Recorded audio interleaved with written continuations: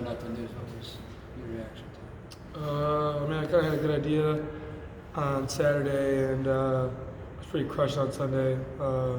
Thankfully, my family was in town, so I had my mom and my dad to lean on and shoulder to cry on. So thankfully they were there, but had a good idea what the deal was on Saturday.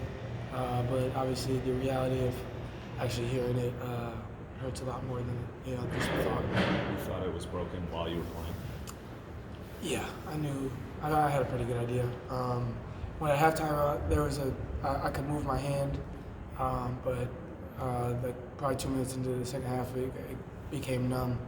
I haven't really been able to move my fingers since, so that's why I has to come out. Had you broken a bone before? Is that why you knew, or? No, I never been hurt in my life. Coach Crone said one of the things you bring all the time is being a great encourager. How much do you pride yourself in helping these guys as their roles expand and change in your absence, just to maximize their abilities? I think just because I'm physically hurt doesn't mean mentally or emotionally I'm still not invested in this. These are my brothers and this is my family and my home away from home. So I'm still gonna be here.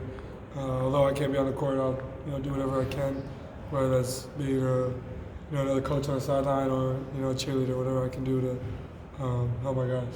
What's this do to your thought process after the season, whether you come back for next year or go to the NBA? We'll discuss that when we get there. In all honesty, right now I could care less.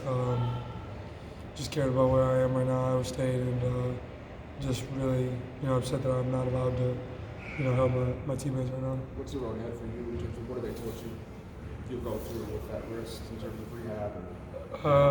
After this, these interviews, I'll get a cast today. Be there for about a month.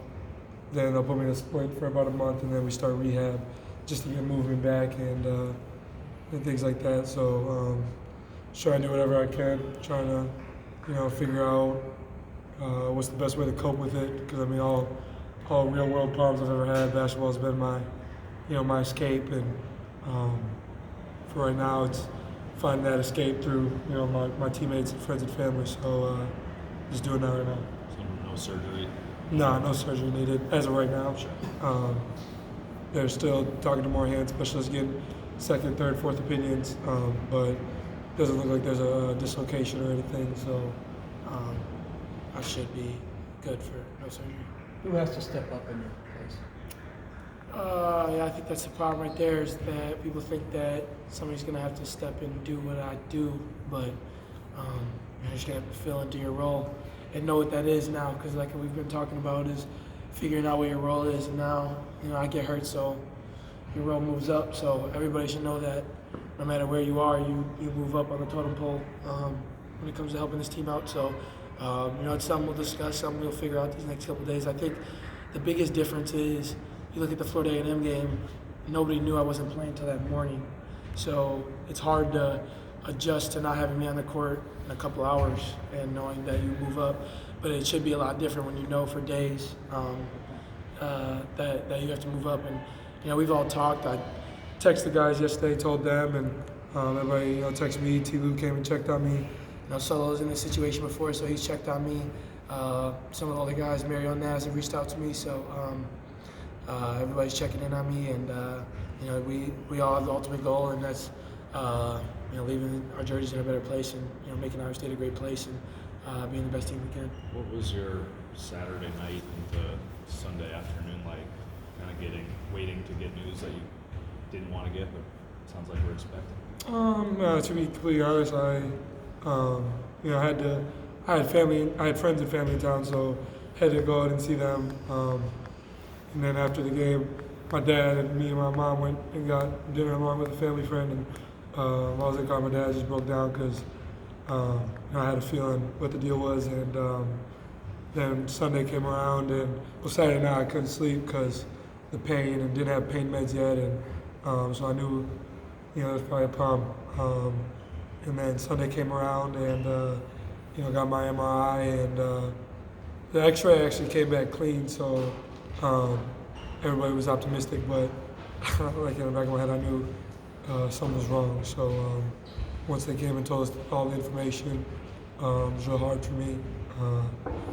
Because like I said, this place means a lot, and not being able to be on the court hurts for sure. Did you give yourself a glimmer of hope when they told you the X-ray was clean, or were you still what the MRI was going to show?